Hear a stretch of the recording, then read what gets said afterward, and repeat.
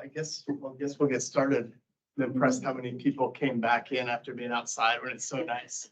I was ready to elect for bumblebee catching insects rather than being inside. But anyway, thanks obviously for the opportunity to come chat with everybody.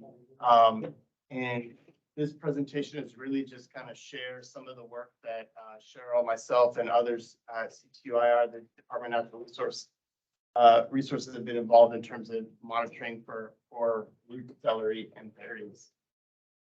You know, it's obviously pretty informal, so if you have any questions, just raise your hand or shout it out. I'm happy to. I don't want you to forget and wait until it ends, so I don't mind questions. Kind of go through here. We're going to be looking at a lot of food, so hopefully kind of get your appetite going for dinner. Yeah. Right. So just kind of idea of kind of go through kind of the what, why, how, share some of the results. We just kind of started a lot of this last year, and then just kind of talk about where we want to go for the future. And then obviously as a reminder, and you know, I think everyone's pretty clear on the importance of first foods, but the whole idea of this project is trying to generate additional information to further obviously the mission of DNR. In terms of ensuring, you know, the sustained natural production of root celery and berries throughout the ceded lands and beyond. And I think everyone's got a pretty good idea. There's been for many years a lot of great work on salmon and deer, larval restoration projects, and all that. And one of the other things we really wanted to do is look at trying to keep up and expand some of the work. And the concept of kind of extending the table, and we've been working on this again for the last several years. It's been pretty exciting. So that's just kind of that what we've been up to.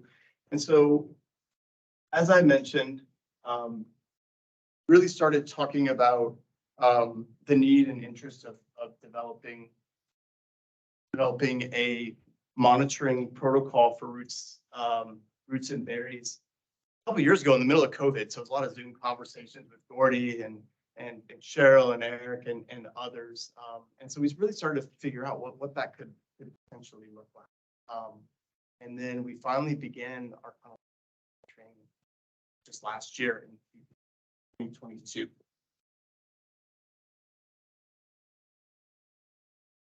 So why are we doing this? And I kind of touched on a little bit of this outside is from like a Western scientific perspective, we don't have a lot of knowledge on many of these species. They're sort of not necessarily considered. And there's have been, you know, various concerns about the health and abundance of these celery, and we sort of have not a whole lot of data or information maybe to speak to those concerns about them. And when you think about all the different things going on the landscape, that could be climate change, right? What is that going to, how might that affect these different species? We talked a little bit outside about, do we really know how livestock grazing and production might affect either positively, negatively, or neutral on root celery? Obviously, we have fire, reduction treatments, timber harvest, right? There's a lot of things that we utilize and manage our landscapes for. Again, we really don't have a good sense of how these plants might respond. And so from a kind of formal monitoring framework, there just doesn't exist. And even if we land management folks with the BLM or Forest Service, and you look at their monitoring protocols, those don't seem to be very useful for these plants either. And one of those reasons is, I think many of you know, is that a lot of these they come up in the spring, right? The celery's harvest is already passed in a lot of places.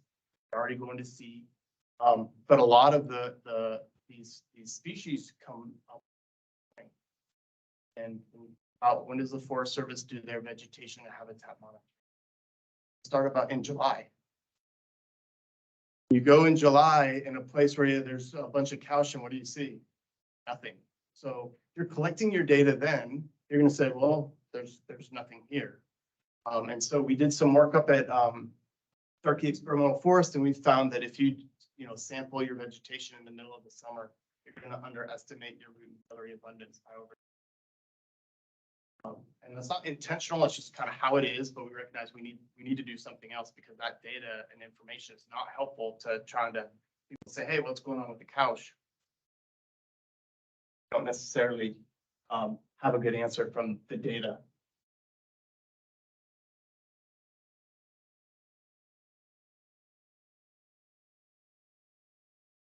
Awesome.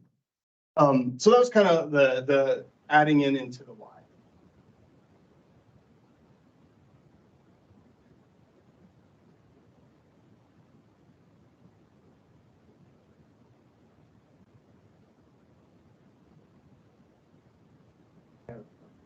So our objectives, kind of big picture objectives for this monitoring, were to establish some long-term plots, so we can evaluate trends in health, abundance, and status for these species.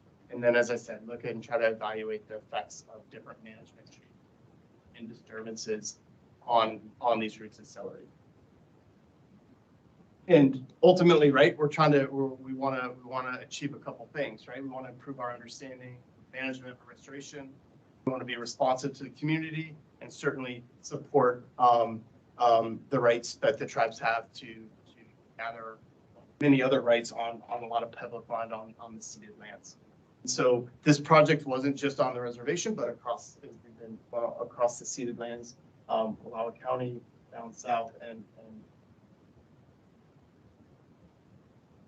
there's a lot of first foods. There's a lot of roots and celery, and it's really hard to you want to monitor them all, and that is a difficult thing. So we essentially got a list. Ends up, in fact, we've added a couple species to this list as well, but we're monitoring about 20 different root and celery species, and these are found in grasslands and forests across a lot of different forest types. Obviously, you can see this picture of a little celery up there.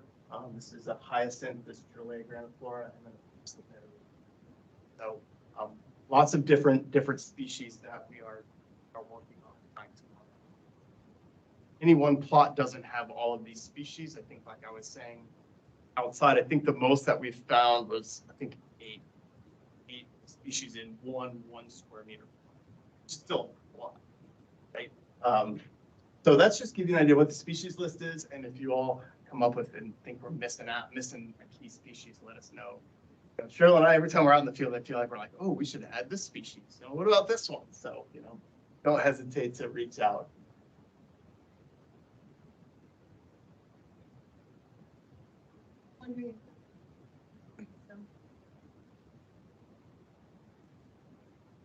We focus primarily on the foods. I think there's some sensitivities around medicine and sharing something. Stuck to that, but I think some of the questions.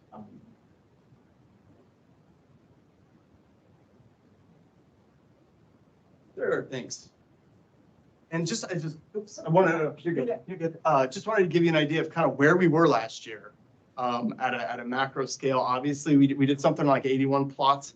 A big chunk of them were on the reservation. You see, there's some areas that we still have to miss, and we'll see how the snow looks for this year. Access is always a challenge, but we got around last year again, and eventually the idea is this will be at least a 10-year project to get things in, and so we can every year kind of pick a different area that we can kind of start to fill in.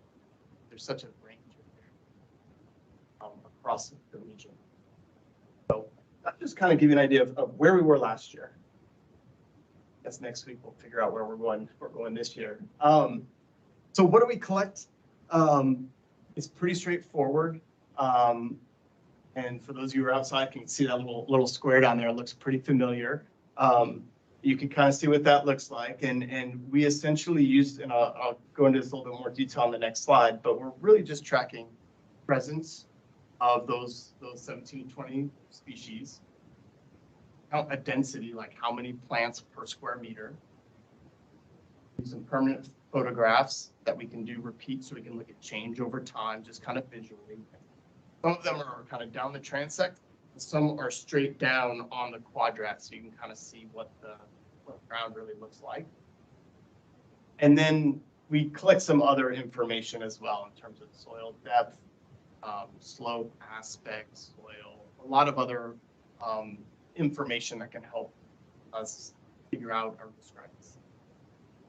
Get to visit some great, beautiful places as well. Usually it's not too cold. Yeah, right. And again, for those of you who are outside, you kind of see what the plot looks like. If you look squint on you can see the 4 transect lines are kind of going out. And we have right now here Rosa, she's got the iPad. She's got her turn to collect the data. And then Tim and Rachel are doing kind of the counting. All that yellow in there is Cous. There's also a lot of Camas in there, it's just not flowering. So all these little guys, that's pretty much all Camas. So we got to see some really incredible places. And so then like I described outside, we have 40 of those little 1 square meter plots. And then we do all those things, and then we can do some metrics.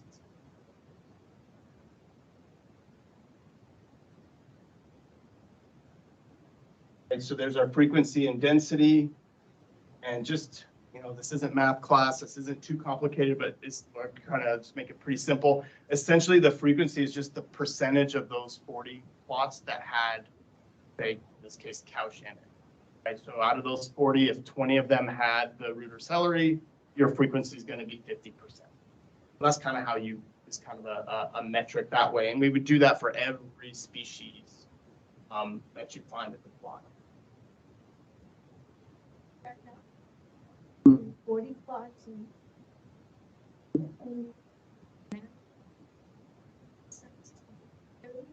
on the big map, we did 81 of those.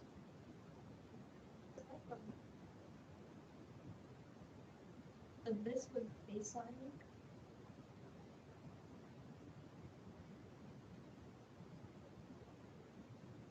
These ones we'll probably revisit every 3 years. And because they're perennials, they're pretty slow, long-lived species. That's probably fine. There's not going to be a lot of year-to-year variation. We don't expect unless there's a big disturbance. And then we calculate the density, which is the average number. So this is just give you an example of what one site may look like. This we named Cous Corner. It's at Starkey, and there's a good reason for that. I mean, you can see all of the roots on that site. We have the permanent photos like you can see up in the corner, and you have 4 of those for each plot going north, south, east, and west. We have a GPS point for the plot center, and then here you can see at that plot we had these 5 different roots and celery. And the frequencies, that tells you the percentage, right? The proportion of plots that species was found in. And then the density, the average number per square meter. So on your average 3 foot by 3 foot spot, you had almost 60 of the Tritolaeas, 45 Cous, 25 onions, the other, the big fruit, Lomatium 5. So it's a really great grocery store right there for sure, right? So we can then track this over time. So let's just kind of give you the idea of what the data looks like on the back end. Yeah, yep. And we got to see a lot of pretty incredible places, and some of you probably recognize some of these views, right? This is on Canini Ridge, and you can see that's a pretty neat place. This is down by Indian Lake, and that's a nice celery patch, right? So we weren't just, we were looking at all kinds of different areas with different roots and celery. This was somewhere in the Willow-Whitman National Forest. Again, and just when we were taking these pictures, all the yellow was popping. So there are a lot of things other than the Lomatiums there. I mean, obviously Cous is important, but there's other ones in there as well. They just weren't at peak bloom. Happen to be taken. And again, there's here on as well. So we got to visit a lot of different places, and then there's just some more close-ups of the different plants. So it's more than just to see a yellow picture lily. So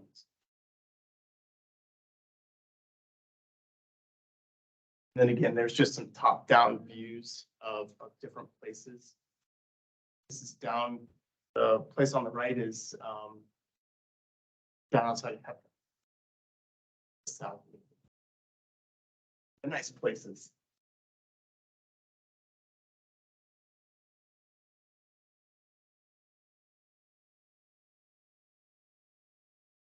You know, the different formations, and some have more underneath. Nutrients in the soil that.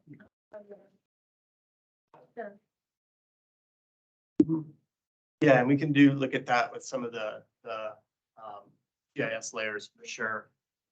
And I just do this picture in here because we had all those pretty days like this, and other days look like this. And this was just hilarious. Like, how are we supposed to measure celery when you have this snow? So some days are kind of enjoyable and hilarious. There's only one day like this is down by Powder. Pretty hilarious. So not every day was beautiful and warm, but it's still a good time. So this is again just a quick overview of the just kind of the where we have in terms of numbers and by land manager and ownership. And I certainly wanted to highlight the importance of collaborations for this. We've had CTUIR, Oregon State University, Allow Resources, Forest Service, all kinds of people helping out. That's actually reflected in that field crew from this picture. So that's been a really helpful part, as kind of allowed us to do more with sometimes kind of a shoestring budget, as everyone's kind of pitching in. So kind of the other things that we've noticed is kind of started a lot of conversations with folks who maybe 2 years ago, maybe they should have been more aware of roots and celery, but they didn't really know much. It's kind of created some conversations that I think kind of that service federal agencies. I mentioned all the other folks who help out, and then we're going to be partnering. The Nez Perce tribe is going to join the collaborative effort this year as well, and they're going to be working on some plots up in Wallowa County. So we're starting to see some neat coordination that way. And I know Colville's reached out to get a sense and kind of see and learn more about our protocols, because it might be of interest to some of the things they're working on too. So it's been kind of nice to see a coalition of different folks who have similar objectives and needs and concerns, and trying to figure out how we can tackle these things. The other thing I just wanted to highlight is, again, like other parts of the project, we've been able to do cool things. Rosa, some of you may know, she worked, I think, for DNR a couple years ago. She's going to school at OSU. She worked with us all last year, and she even got to present and share some of the results at a conference in Boise last in the spring. So those are other things that I think have been good values for our project as well, just outside of just doing the monitoring. And so we look forward to continue trying to provide, capacity building and training and all those things for students who have an interest, because the need's not going to go away. And we don't people. So kind of just an update on what we got going on this year. We're actually starting on Monday, sort of in a panic on how that's going to roll out, but we'll figure that out. We are going to add some more plots. And we're going to try to take on some roots and celery that we kind of undersampled last year. So it's one that didn't get many in our plots. So we're going to need to make sure that we're all couch is great, but we don't need a bazillion plots of couch and none of some of these other celery. So we're just trying to figure out how to balance that. And as I mentioned, Nez Perce tribe is joining the effort as well, and so we're really excited about to continue some collaborations and expanding the work up into Wallowa County and elsewhere.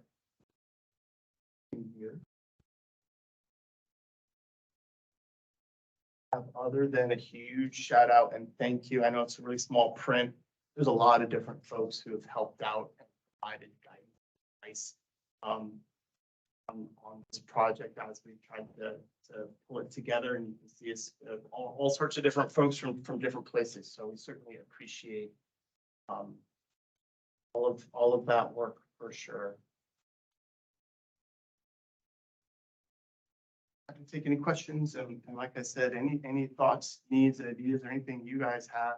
Don't have to tell me now, think about it, let Cheryl or myself know, and figure out how to modify and add to the protocol. It is, here, I'm sure it's meaningful. Yeah, any questions? I like what you're doing. Very informational. Things that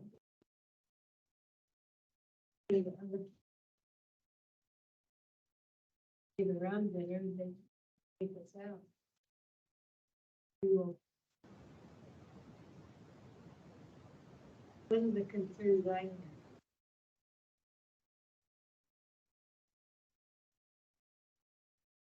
Really sad for me.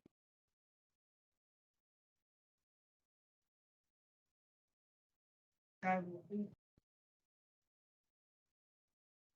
The people learn where it's at. Went after it and selling it. He asked the question, how are they allowed to do that?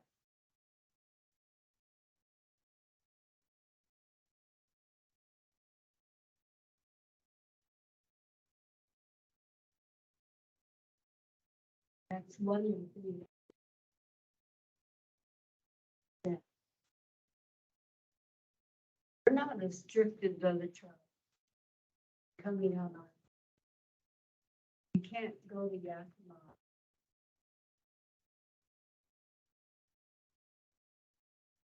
You're not a tribal member.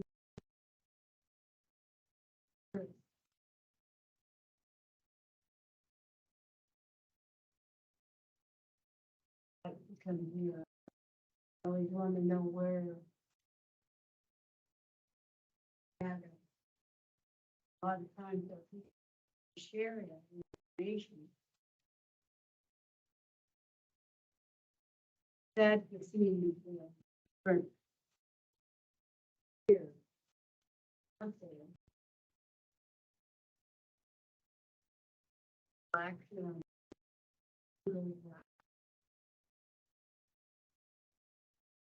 that was just a concern in my part.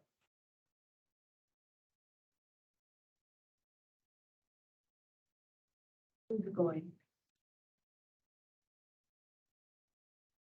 You don't go to work and either.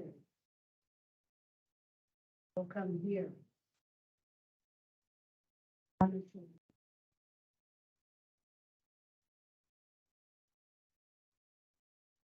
Thank you for sharing that. We have had a lot of concerns about, obviously, the maps and, locations of places that we find, and that's one of those things that we've been really not for public knowledge, it's all protected. And I think from our end, we're best we can, that is a top priority for us. One priority, even when we just were talking last week about temporary crews and saying, these photos are not for your social media to say, hey, look at all this couch and have it geotagged somewhere. It's like, you can't do that. And that's, you think about it, I have a phone in my back pocket. Everyone does that now, right? You're just so like, and might not even be intentionally sharing that information, be a very innocent thing, but so we've been trying to be very mindful, sure that as the collaboration grows, you can't lose sight of those core, this is not, can't share this is confidential. So we certainly have been mindful of that. I think all of those issues with access and availability, a lot of things. We do our best on our end to sure. That's kind of like the fun.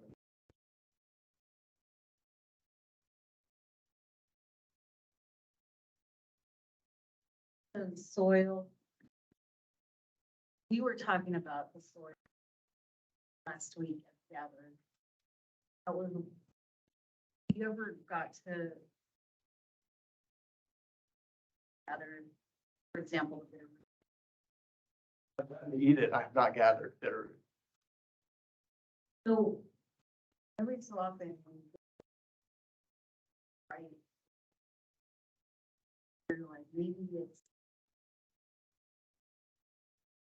soil they're reaching into a plant. It's just something. I'm curious to know soil content for foods, especially after learning that specific fees are necessary and that these transmit diseases or disease. I think it would help in our communication with BLM and the U.S. Forest Service. Limit example areas that are for example, at least for feast purposes. We want to drive somewhere. Gather the group.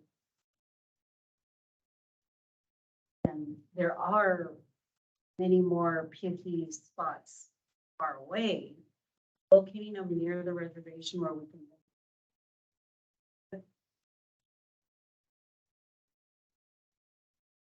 do that. And I feel like we're over harvesting the area. We've been going there since I was a kid. And now this year I used to be able to just get out of the rig and walk and really walking. Now you have to like side and it's further not it. Do you feel like we might be over harvesting it? So finding another place within driving distance, using all of this information to gather.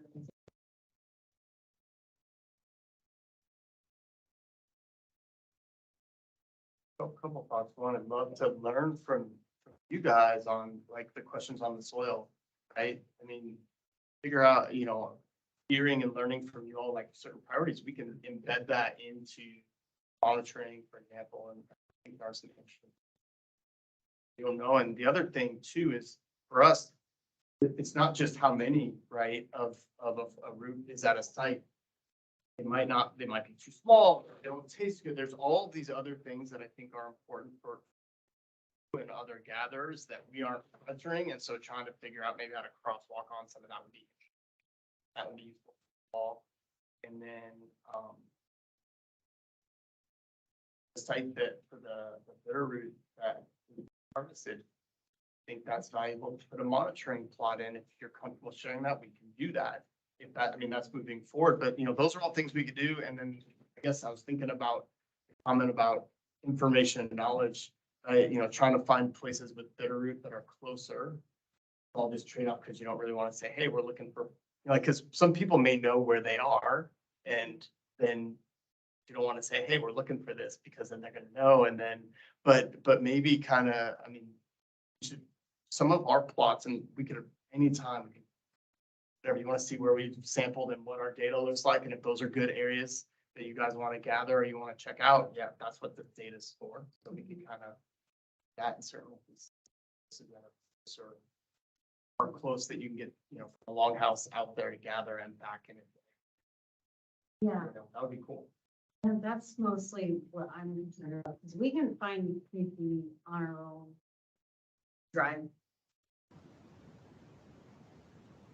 For the fruit feast ceremony itself, the factors are, it needs to be within driving distance for an hour. It also needs to be accessible by walking, like not hiking to it. Yep. And a large group of women of various ages.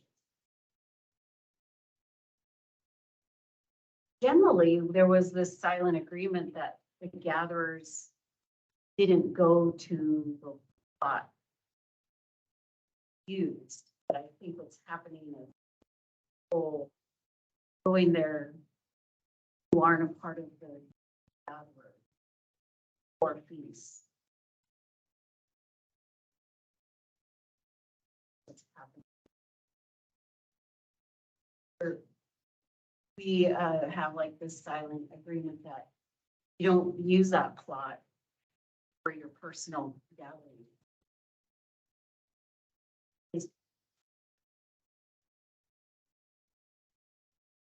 So that would be helpful.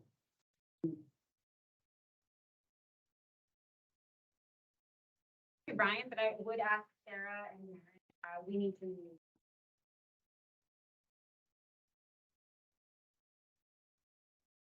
I'm just gonna check, oh. Gonna check, see if there's any questions on. Yeah, there's like one. Okay.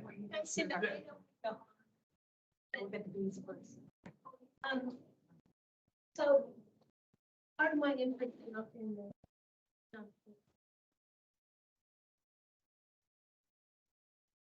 this phase is the focus. So, programs are monitoring.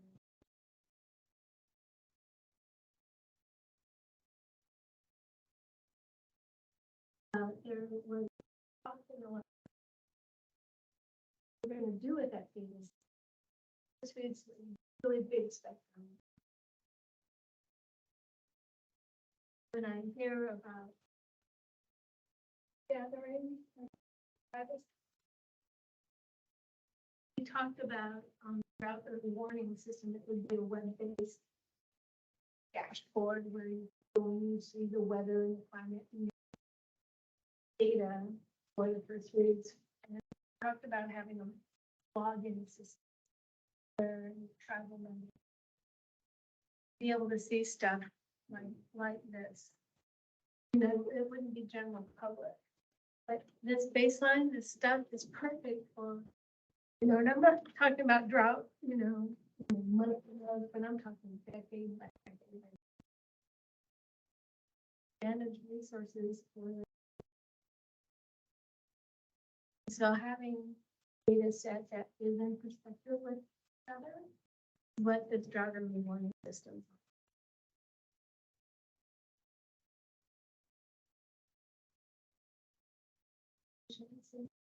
Anyway, this is the ideal. Have the entering the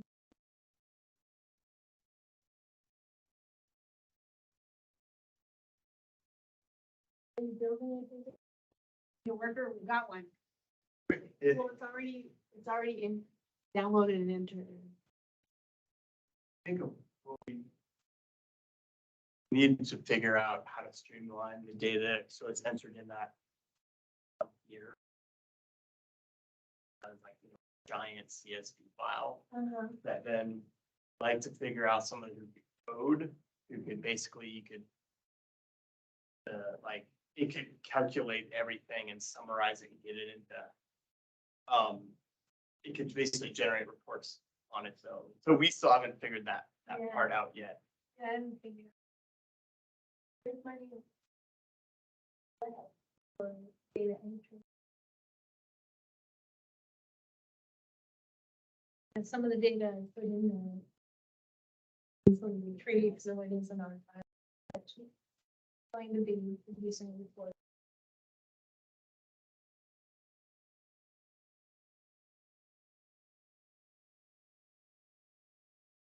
I just wanted to mention that Albina had a question similar to what Althea talked about Bitterroot.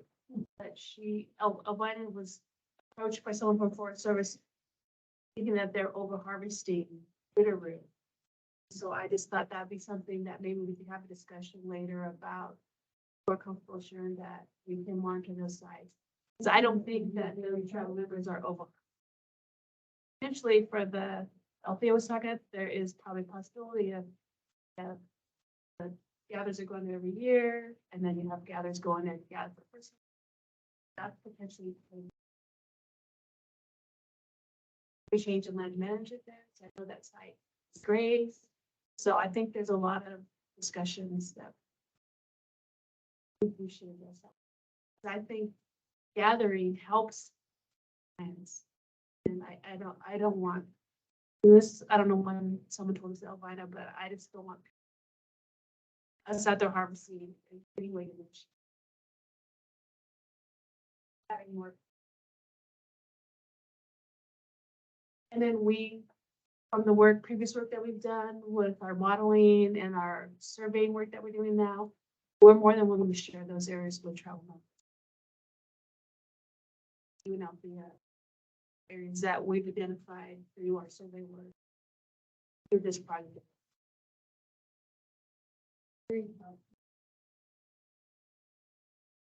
Talked about finding the.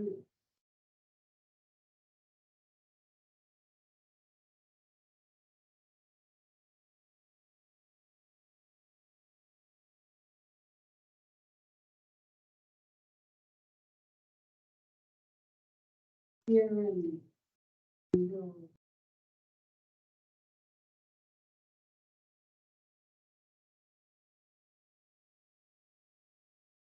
Orange tree.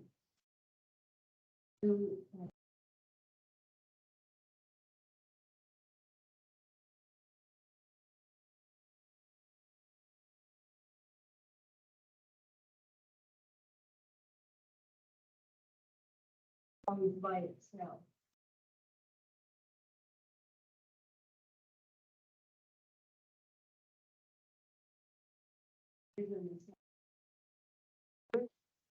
Can help the big trees get. So that's something I learned. You go out with them digging there. Notice the roots.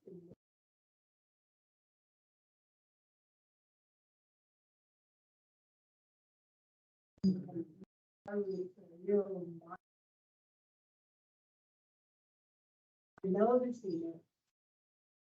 It'd be interesting to find out.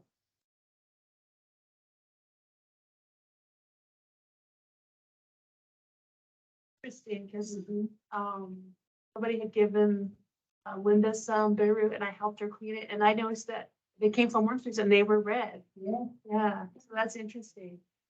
when you cook it, you cook one of ours, cook theirs.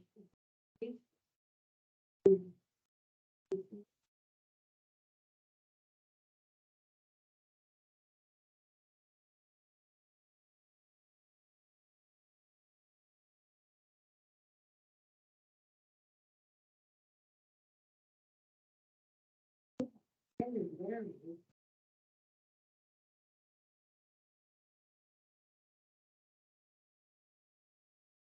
Something we took. No vision with that. That was something I learned on that.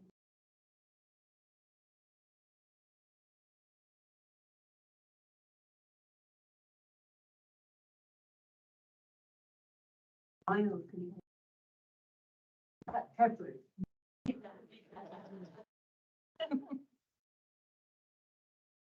I don't know if you were in the big patch. Dark. That's. I think about distance.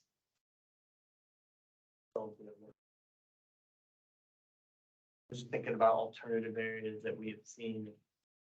It's like, acid, that takes, so outside unit, but then that's, the access issue. Training.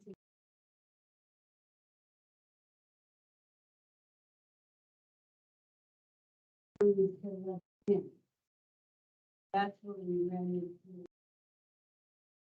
Here when we were. That was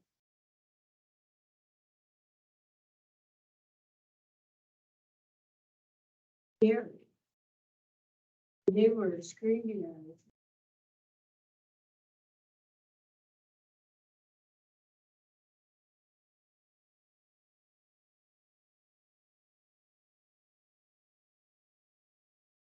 I got to go.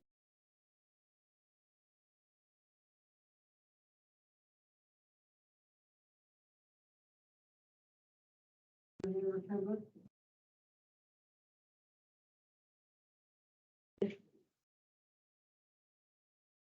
Those are the safety issues that we have. Sure. It's very disadvantaged.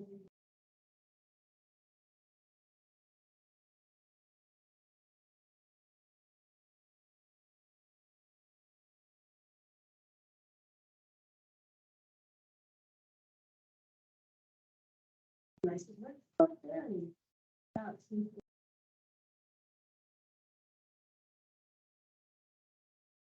Truck.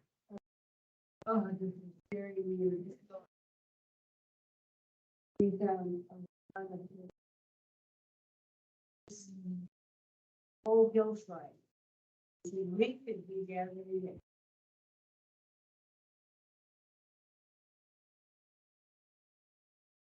Stop it. Yeah, down into, because the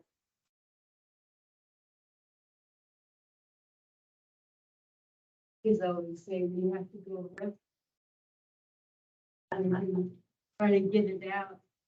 And where we went, it was loose.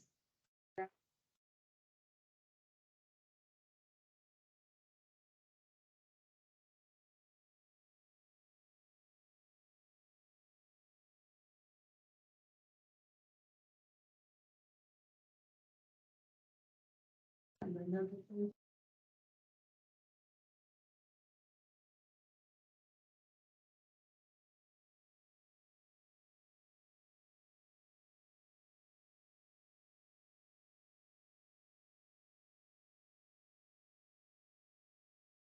One route that we need to find more locations. Big one that was last Hefner.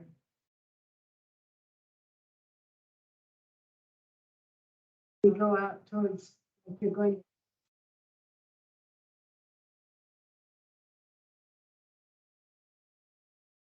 From this side, it's not happy with the people. And we let. Here's the ground for that.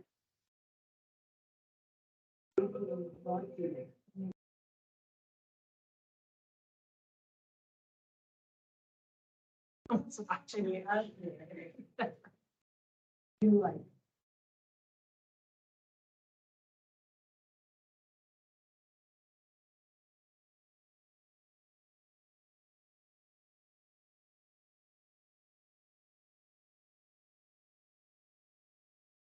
Post monitor. Outside. Yeah, I'm thinking Wapato, that was really coming to mind. Yeah, that would, we have not. Taken that up. This is, I mean, the Camas, but you know, Camas on the uplands. Camas you can find anywhere, I feel, but yeah, the kind of riparian areas.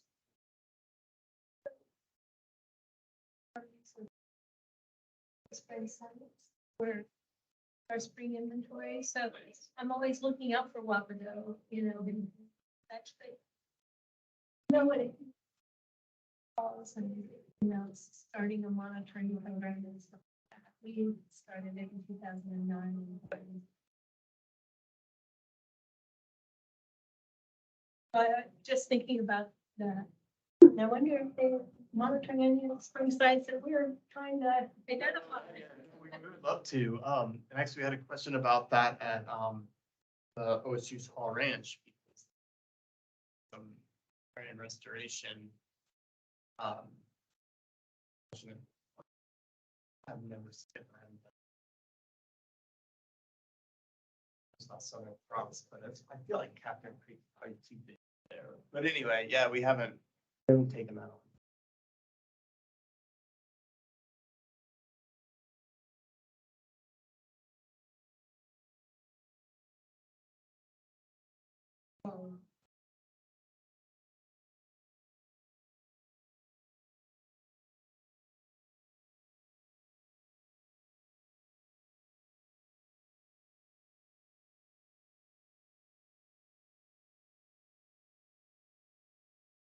You know, there is Bitterroot at Southern Cross, but I don't think there's enough to gather.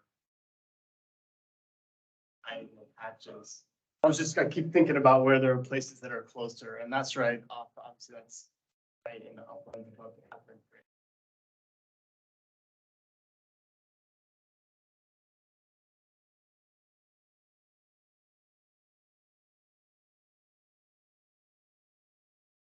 Oh, behind Endress.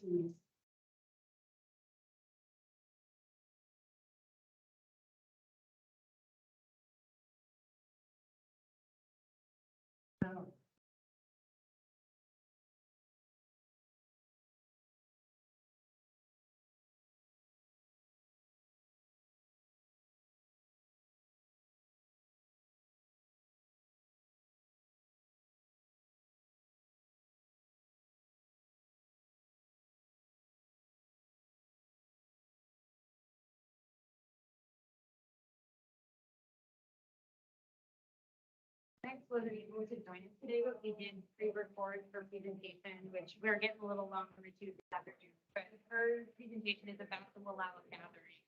The Wallowa Land Trust has been looking for landowners who want to work.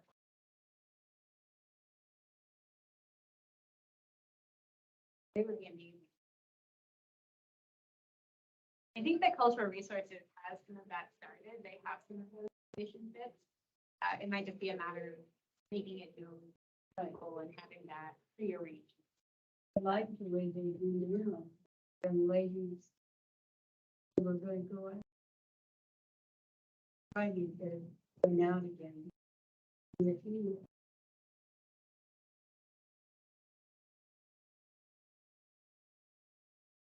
Grande. I know that I think our Cultural Resources is getting excursions started back up. So hopefully we'll have that here. They're gathering for the children's. And I think we're doing some of that ourselves. The root feast, is that set? It was Monday. I missed it, so. I know, that's me and my schedule. It happens. There'll be another one, right? Yeah. Okay. Well, they're having the first salmon, celebration out there, and so you can hear it. I'm going to play Wenix's video, but I will also post it online if you are done sitting for the day. Oh, this was a photo contest with National Geographic, and so what it is it's like sitting on the ground, taking a picture up through some strawberry plants. So they have the little.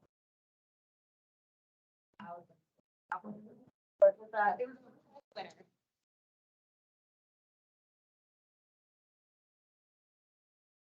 very good. Excellent. Thank you so much, Brian. I didn't mean to just like. You got the door? That was great information. Thank you so much.